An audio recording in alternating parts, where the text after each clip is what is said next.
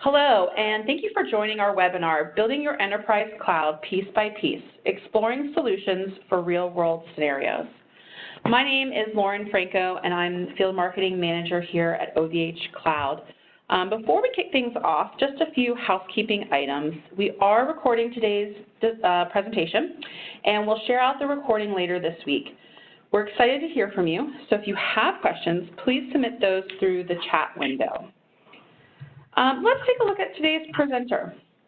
I'm proud to introduce Trey Tyler, a Senior Solutions Strategist at OVHcloud. His current focus is on internal training for technical resources, but previously he was a support engineer with VMware's NSX and vCloud Air teams. He helped assist with support and design of enterprise customer environments using the full vSphere stack. Hey Trey, how are you doing today? I'm doing all right. How are you? Great. Thanks for joining us. Certainly. So before I turn it over to the expert, let me take a minute to set the stage. You know, companies today are eager to move their IT services to the cloud.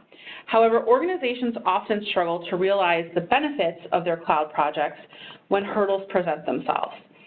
So today we're going to show you how to set up a newly provisioned cloud environment. You'll hear about challenges and common scenarios from real-world customers, and you're going to see some of the most popular cloud designs chosen by enterprise customers today.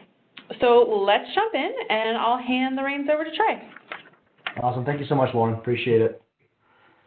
Of course. So, as Lauren said, my name is Trey Tyler, and we'll get started off with some of the key considerations that customers have to make when they're looking at moving or creating a new cloud environment. So here at OVH and previously with vCloud Air, we ran into a lot of customers that were just going through the initial steps of having a cloud project or agenda within their business. So the first thing obviously you have to do is decide on a platform. Most of the things that are underneath that actually all kind of roll up into the first point. There's a lot of different clouds that are available today, so you need to look at what their capabilities are, how they differ from one another. Of course, you need to evaluate their pricing models and how flexible that is going to be.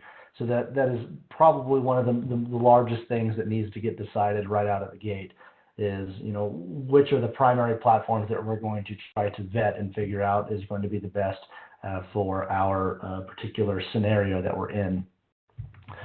Security typically always comes up in one of the customer scenarios we have later on in this presentation. We'll talk about some of the network administrators are very worried about security because when you move to the cloud, you do lose a certain amount of control because you are being hosted in another person's or another company's environment. Some of us might argue, though, on the flip side of that, it's actually more secure to move to a cloud provider because you're going to get added securities that a lot of companies simply can't afford to bring on premises. For instance, OVH's Anti-DDoS solution that sits in front of all of the environments that sit behind it. People is going to be another consideration as well, depending on which environment you're going to and what tools you're going to need to use for the cloud environment of your choice. You need to make sure that your people are trained up and are going to be able to actually manage the environment in the cloud platform that you choose. Psychological barriers is something that we run into almost with every new company that's just getting into discussions about the cloud. Just like when VMware first came out with the virtualization, there's a lot of resistance to that. And there's a lot of training and education that needs to go on to get around these psychological barriers to understand that this is fine. You can move to the cloud, things can operate nominally, and you should be all right. Migration is going to take almost as long or longer than any of these steps combined. There's a lot of steps that go in with migration. I have another slide to talk specifically about it, so I won't spend too much time here. And then lastly, you've got your management and maintenance. When you're choosing your platform, you need to look into, of course, the management tools that you're given. Make sure that you have everything that you need from a management and monitoring perspective. Maybe you need to add something like VROps on top of your environment just to get enough analytics to understand what is going on within your environment and how you can either improve or scale on demand. And then the maintenance piece as well, it's important to understand what is your responsibility when managing this environment and what the cloud provider of your choice is going to be providing for you. So let's assume that we've chosen our cloud environment and we've looked at all of these, and we have to start thinking about migration, okay? I will preface this with this presentation is mostly about building the core environment and not specifically about migration steps and moving your workloads to the cloud, but this is definitely worth mentioning. During the process of migration, that probably the most important thing is going to be discovering and defining your requirements for the cloud. You can't really spend enough time doing this. If you are unaware of certain variables and dependencies between different workloads, you might end up breaking something in the middle of your migration. That being said, it's very important to plan for that particular case and have a rollback plan during your migration phases. You also need to spend a lot of time within your design phase. This partially can be done during your cloud shopping process and making sure that the cloud providers can accommodate the particular designs that you're looking for. Do they allow for the features that you need within their hosted environment? Those are things that you need to start asking questions on when you're looking at going and doing this. And then, of course, you have your implementation phase when you're actually starting to move these workloads. So before you get to the implementation phase and moving these workloads, what we typically recommend is actually building your cloud environment and having it ready to house these workloads so they can begin operating as soon as you move the first wave. So we're going to walk through the actual process in a nutshell, or several nutshells, to building an enterprise cloud. So in this diagram, we've depicted what most of our enterprise cloud level customers are doing in part. So we have a DMZ environment that's set up. We've got multiple data centers deployed within the same vCenter environment for different departments or areas that need some form of segregation. We have a central point of security with our DMZ workloads, and then we've also started adding in other services as well, as such as dedicated servers or ephemeral workloads through public cloud instances. So this diagram that we're looking at right now takes bits and pieces from a lot of what our customers are doing and kind of puts them all together so you can see everything in one big picture. And this is actually what we're going to build in the demos that I have for you today. So you'll see each of these pieces being put together one at a time. So getting started, you'll need to order your first initial environment. So here on this slide, we can see we have a hosted private cloud environment. This is OVH's vSphere as a service-based offering. The base offering includes our Anti-DDoS solution, so you can see that depicted at the top. We have vCenter and NSX both deployed. We have our internet port group that gets us out to the internet. We have a single data center deployed in this vSphere environment with a single cluster that's been deployed. Sorry, I skipped a slide here. And we have two distributed switches. We have one for our internet and where all management vMotion type traffic is going to happen. And we have another distributed switch that connects to our vRack, which I'll explain what this is and how it works a bit later. So the first step we want to do is go ahead and start getting some edges deployed within this environment. So we've got three that we're going to start off with. One of these edges is going to serve as the external gateway for our virtual machines. Another edge is going to serve as a gateway for our other workloads, such as the dedicated servers or the ephemeral workloads from OpenStack. And the third edge is going to serve as our gateway for other cloud environments that you'll put behind OVH. So you can take advantage of that anti-DDoS solution and protect your other cloud environments. So to get started, we'll look at the initial edge and production cluster deployment. So we'll start this off here. So the first thing you'll need to do is find the public IPs that you're going to need to assign to these edges. So what we'll do is we'll go to the data center in question, and if you select the Configure tab and go to OVH Network, OVH has created its own plugin that can gather this information from your environment and make it easy to consume. So here we can see we've got a /28 block of IPs. We can see what IPs are reserved for the network address, broadcasting gateway, and what are available IPs to be used for these edges. So we're going to use 145 through 147. Next, we'll go ahead and go to NSX and select the NSX edge gateways. Select add sign, and here we can start creating our first edge. So in this case, we're going to be creating edge services gateways, and later on we'll talk a bit about the logical router. Most cases, if you're in a production environment, you will want to enable high availability. In our case, just for resource restrictions, we're going to go ahead and just leave that disabled for now.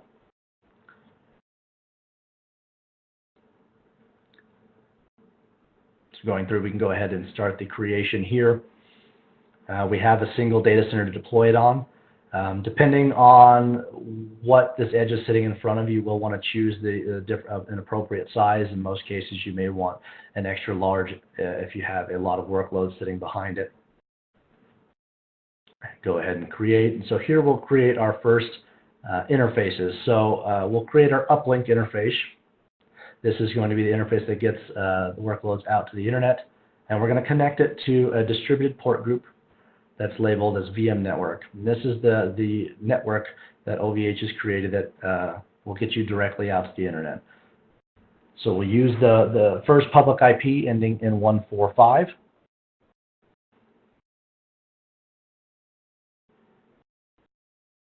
And we'll make sure that our subnet prefix is a /28. And we'll go ahead and hit OK here. Next, we need to create an internal network, and this is going to be attached to our DMZ network.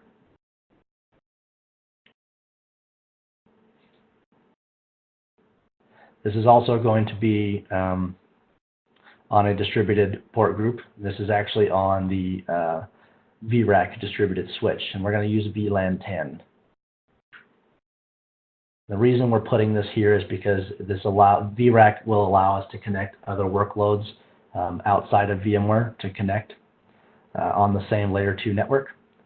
So by putting the DMZ here, we can sit other types of workloads directly on the same network to serve our purposes. We'll add in our default gateway IP. This will be the next hop that was shown earlier in the OVH plugin. And make sure our initial firewalls are set for deny.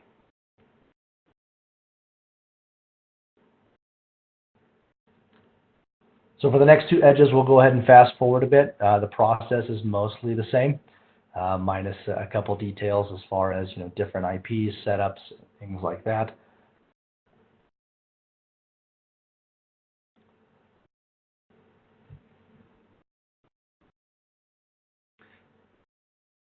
At which point we've got all three of our edges. So next one, you would need to set up your firewall rules, any NAT rules, and routing. This is completely blank by default, so if you want any traffic to go through, this is a good time to go ahead and consider what needs to be open and what needs to be closed before you get started. So rolling through those would be your next step.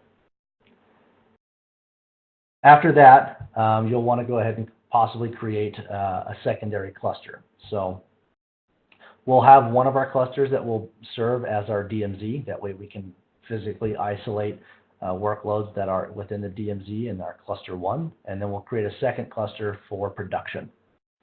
And here what we're going to do is use the OVH plugin to order additional hosts for this environment.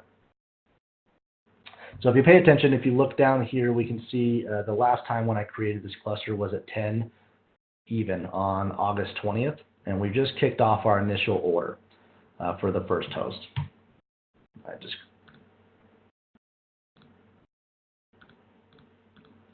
Sorry about that. Mouse is touchy.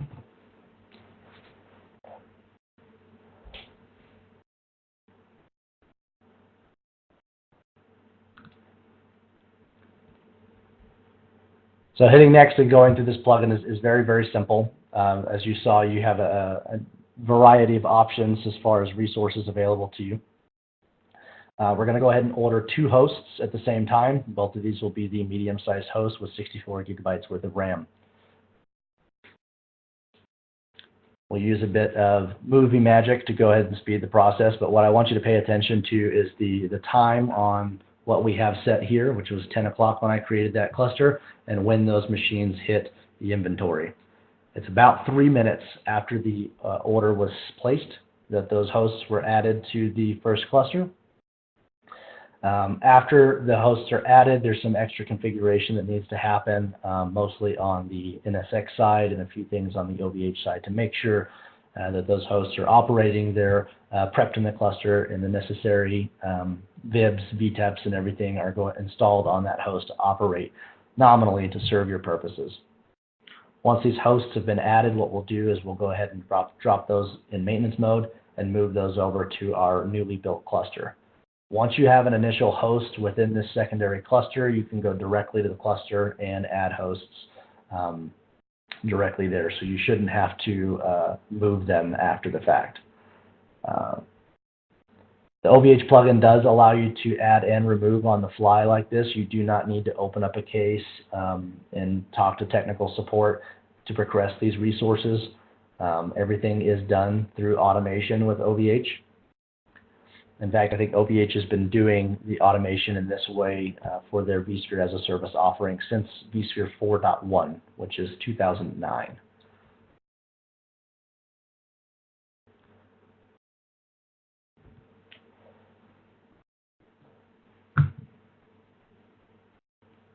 So after adding both of those hosts, we'll go ahead and refresh the page.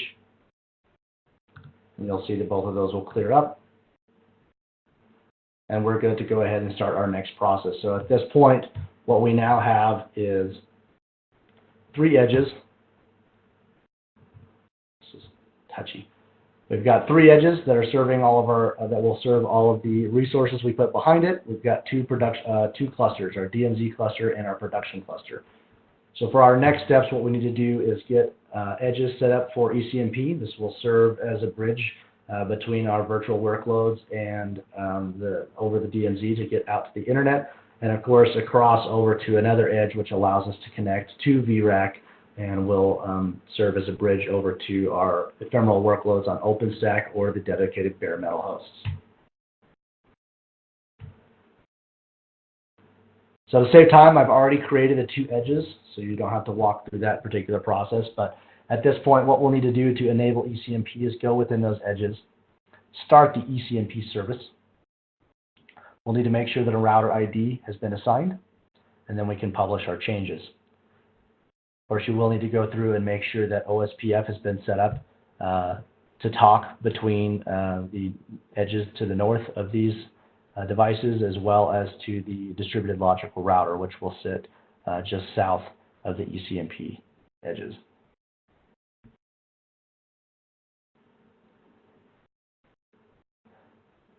So we'll create an area for area 0 that will talk up to the external edges, and then area 1 is what we'll use to talk down to the DLR. We'll make sure that route redistribution is enabled.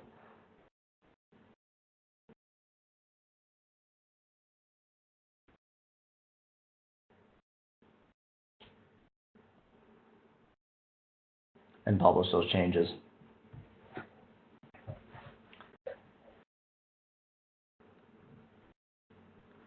This needs to be done on both of the edges. And now what we'll do is deploy a secondary edge or a 4th edge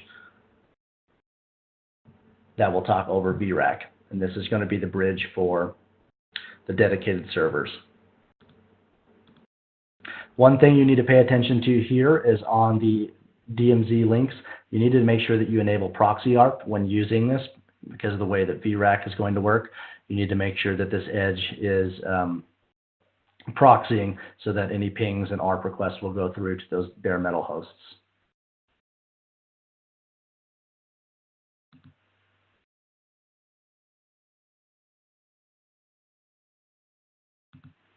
We can skip the rest of that.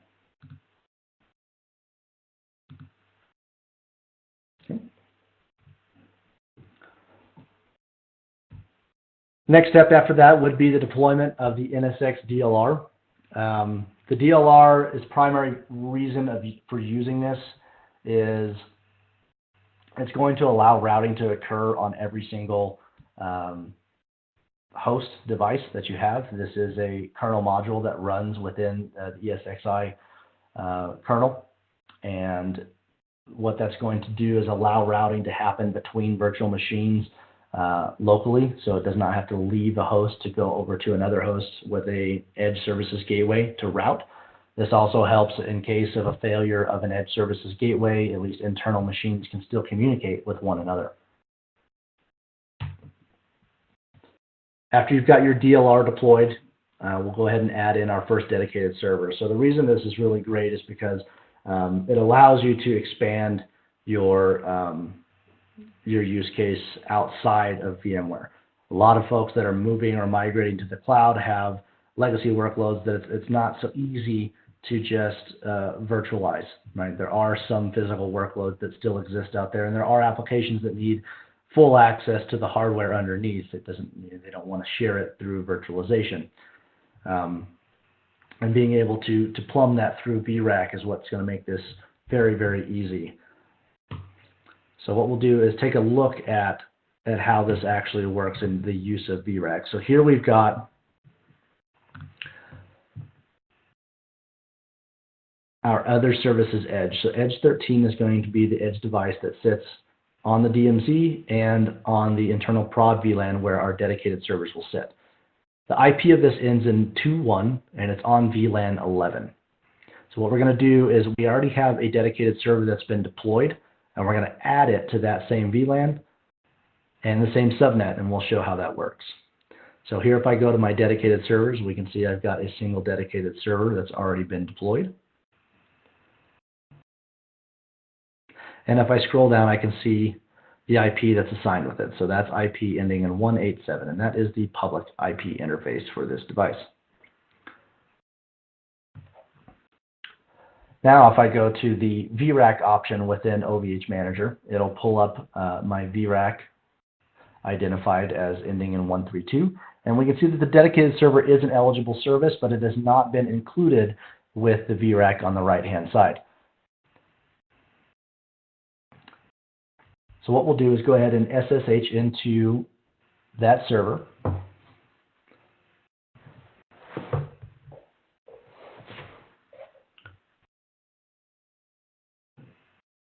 And we're going to take a quick look at the interface and the way that it's configured. So we have two interfaces here. We have a public interface, and we have an interface that's going to be plugged into our VRAC.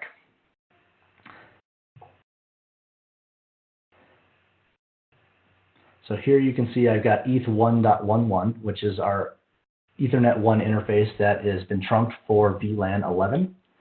And the subnet on this is the same as the VMware Edge gateway, but the IP is going to be 10.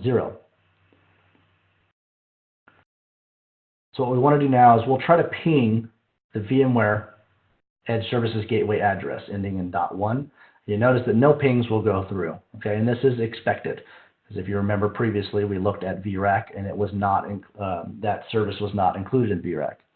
So simply we'll click that and add it to join VRAC on the right-hand side.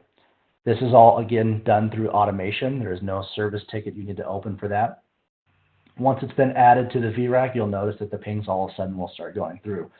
So in a 2-minute period, what OVH has done is sent out a ton of different commands and APIs to our physical switching to configure it to make sure that these services are on the same VLAN so that communication can be up.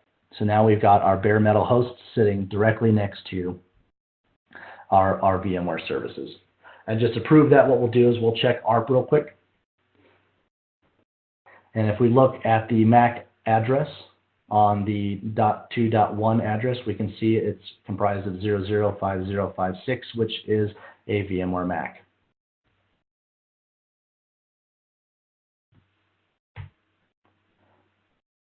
So the next step from there is you would want to possibly start using public cloud for your ephemeral workloads. So OVH has built their public cloud on OpenStack. We do expose the API, the OpenStack API, as well as we have our own APIs. And most customers that are using this are spinning up, hundreds to thousands of workloads at a time through API. Those machines will crunch some numbers, perform their task, and then we'll tear them down afterward. Now, the nice thing about this is these can also sit on VRAC and right next to your VMware workloads. So if there's any task that needs to happen where these machines need to maybe grab information from your VMware workloads, they can be on the same VLAN or very close to it at least, which really simplifies putting those into production. So we'll show how we connect those ephemeral workloads. If you noticed earlier, we already have the public cloud instance sitting in our VRAC. Okay, so we've got a single instance that's been deployed. If I go back to servers and go to public cloud instance, we can look at this OpenStack server. This is connected to VLAN 11. The name is server 1. And our public IP on the right-hand side is 76.23. So what we'll do here is go ahead and open up our OpenStack Horizon interface. And we'll just validate that those parameters are the same here as well. We can see server 1, and we have an internal interface on VLAN 11 ending in .2.4. So let's SSH into this OpenStack instance through its public interface.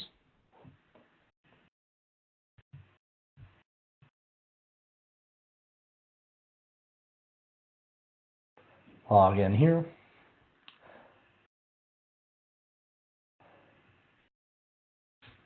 And we'll check our configuration.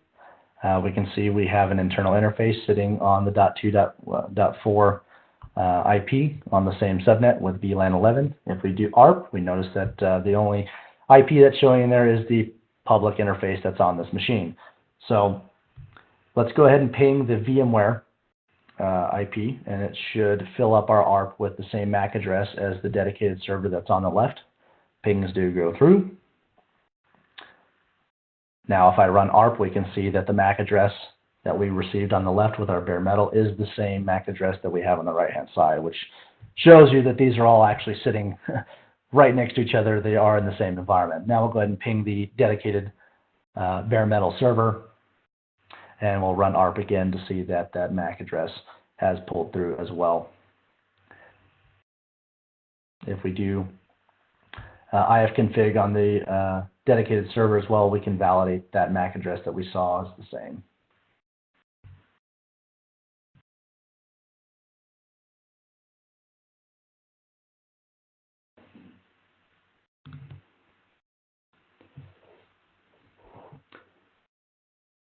So our next step here would be to potentially bring in your on-premises environment or other clouds.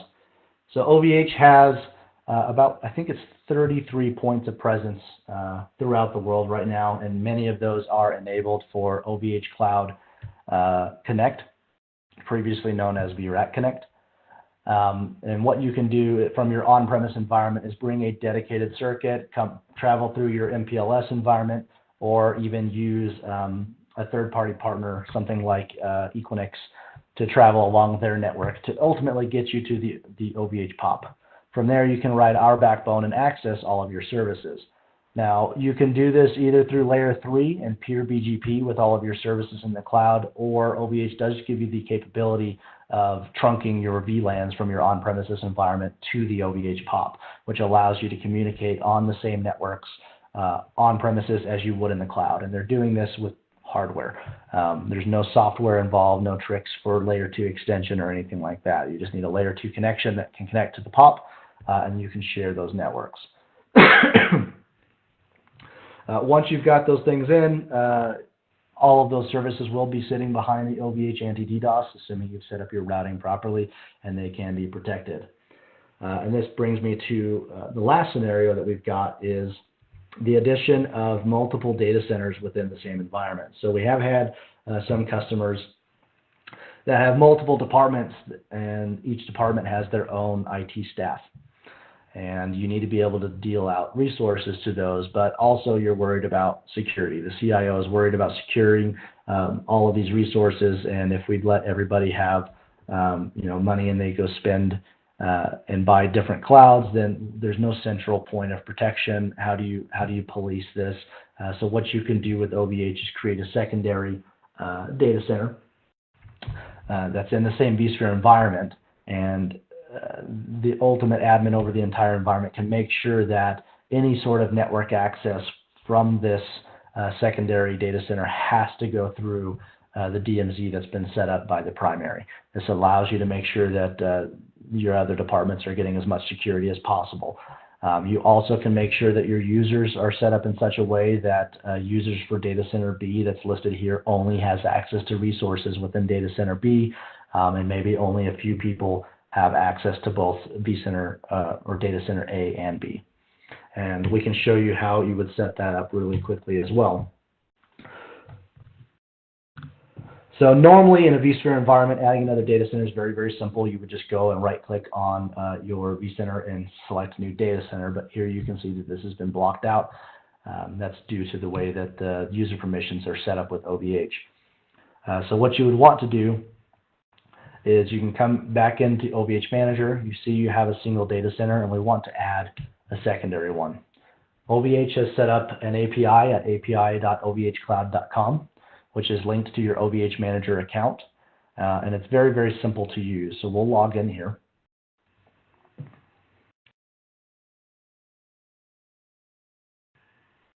And we'll pass through our two-factor authentication. And now we'll navigate to our dedicated clouds APIs, which is hosted private cloud. Any of the APIs that you're seeing here can be ran right here within the browser. So we'll execute, and we see I've got a single environment, so I'll select that service here for hosted private cloud. And we'll look at the data center. So we'll go ahead and run a get command just to see what data centers have been created within this environment. We'll copy out the URL for our particular environment. And we see that we only get one output, which is 782. This is the same number that we saw earlier within our OVH Manager. This also can be found on the data center within the vSphere web client as well. What we'd like to do is create a secondary data center, so we'll go to our post command here. We'll add in our commercial range that we copied earlier and the VRAC name. Again, this is accessible through OVH Manager. If you just select VRAC, the name that's listed at the top, ending in 132, would be the value that we need to use for this API. You also can find that value through API as well.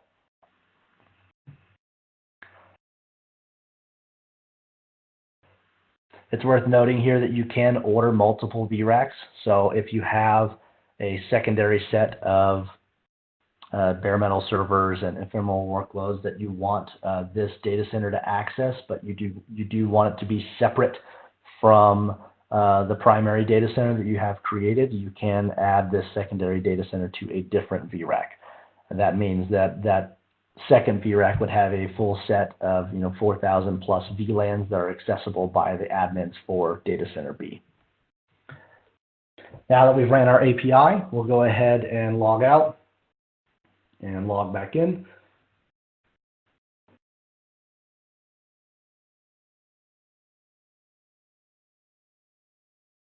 And we can see that we have a new data center task, create data center at the bottom, and our new data center has been provisioned with its first cluster. Now we can go ahead and continue by ordering new resources through the plugin and continuing on with our build.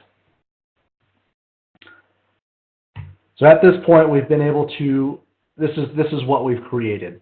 This is a blown out version of the previous diagrams where you can see all of the IPing, each of the networks that's been deployed within this environment. I do understand that this has been very network heavy, but I will say that the #1 issue that we run into with customers is they're worried about networking. Being able to run a virtual machine in vSphere on premises and migrating it to vSphere in the cloud is not quite as daunting as, well, how do I connect, right? How do I connect to my cloud environment? What are the restrictions? How do I go ahead and deploy this? Which is why we've been so network heavy for this presentation.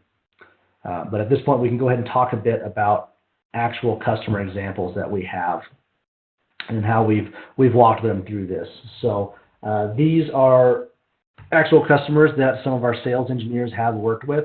So this first one was a larger university, and this was the gentleman that was scared a bit about building in the cloud and building a DMZ in the cloud. He was very, very security conscious, and this was going to be a potential issue for him. They wanted to build a similar design to what they had on premises with vSphere, and they had some budget constraints, and they needed to make sure that they could bring over their ERP program as well. So what the sales engineer had worked on with them is this design here. This is cut from that particular presentation he made with them, and here they've got a separate DMZ cluster like we have shown earlier with their web tier and using microsegmentation with NSX here. They were also using the Hybrid Cloud Extension Service as well through VMware. That's where you can see the Hybrid Cloud Manager to Cloud Gateway and Layer 2 extensions there. And then they had a secondary cluster built as their Tier 1 for production. The second environment customer that we have to talk about, they had a multi-cloud design that they needed to work with. So this particular customer was looking at building a new data center and were quoted somewhere between, I think, $6 to $8 million to build out their data center. And that goes with everything as far as depreciation of old resources, training, hiring new resources. And what we were able to do is go ahead and get them a new cloud deployed within a month or weeks worth of time and save them time, because previously it was going to be about a 6-year operation to get them up and running. In this particular design, there were 16 different vendors that were involved. And the nice thing for these guys is OVH was able to take on a lot of the core of the deployment. Because of the anti-DDoS solution that we had put in place, they were able to take advantage of that without having to make a very, very heavy investment on their part to take advantage of those types of features. As you can see, we've got a lot going on within this particular diagram. This customer was using an instance of MySQL within AWS, so they were able to connect through there by connecting between them and an OVH POP. They were very heavily invested in data domain as well, so that existed in the Equinix data center, which resides in Ashburn, which is actually an OVH POP location. So they were able to connect their workloads that they migrated to the Vint Hill data center over this way as well. The one thing that's really missing from this diagram was there was some investment they had made in South America. There should also be a connection to the resources that were there, but I think for this particular discussion they had with this customer, they weren't quite ready to get to that point in the discussion. So in summary, we've been through a lot of journeys, so to speak, with VMware for a while. There was the journey to virtualization, going from physical to virtual, data center 2.0 with hyperconvergence, and then of course the journey to the cloud. But at this point, I'd say we're definitely have surpassed the hype curve. Cloud is definitely here to stay. There are numerous people that have moved to the cloud, but there's still a lot of folks out there that are continuing to struggle a bit with getting started, right? There's definitely folks that are going all in with the clouds, but it does take a lot of time to get there. And most of the failures, I think, that we've seen to this point end around, a lack of planning or failures during the planning phase. Getting part way through a migration and finding out that there are some dependencies on other applications that were not considered, and now we have to roll back, which will delay our project. So it's very, very important during that planning phase to make sure you have all stakeholders involved with the discovery process, collecting data information and things like that. Of course, security is always going to be a concern, but for someone like OVH, we have the ability to absorb, a lot with our anti-DDoS solution. In fact, I think it was October last year, the attack on Dyn on the East Coast.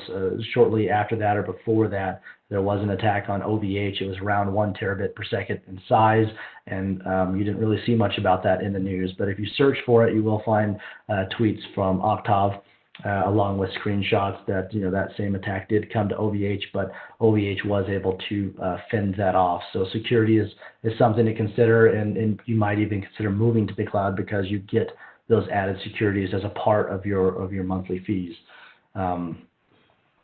But yeah, at this point, I could say that multi-cloud is definitely the reality. Most of the folks that I'm working with, they do have bits and pieces in multiple clouds, and the ability to connect those together is going to really be key.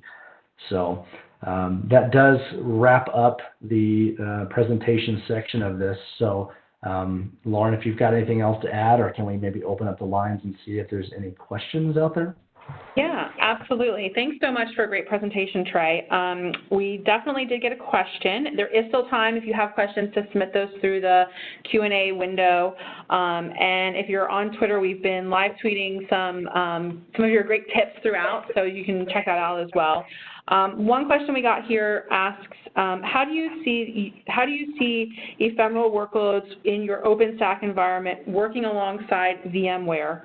And as a follow-up to that, how can you take advantage of that? Okay, so I guess I'll start with the secondary part. So with OVH, of course, having VRAC and being able to very, very quickly network these quickly deployed ephemeral workloads is really the easiest way to get started. But in most cases where I'm seeing those things working hand in hand is if you have maybe some sort of static workload that you're not tearing down often, maybe a database or something that needs to be persistent that's sitting in a VMware workload. If you can deploy ephemeral workloads to go ahead and pull data from those databases, perform their processes and crunch the information and give you the necessary output, then tear them down. That's in most cases where we're seeing this as a very useful thing. Of course, there are other applications out there, but that is the first thing that would come to my mind. Okay, great. Well, looks like those were all our questions for today. If people do have questions, they can submit those through the follow-up email that's coming out this week, or you can visit us online. We want to thank everyone for joining today. A special thank you to our presenter, Trey. Great job. And as a final note, for the latest news, product information, promotions, please find and follow OVHcloud online. Thanks again, and have a great afternoon.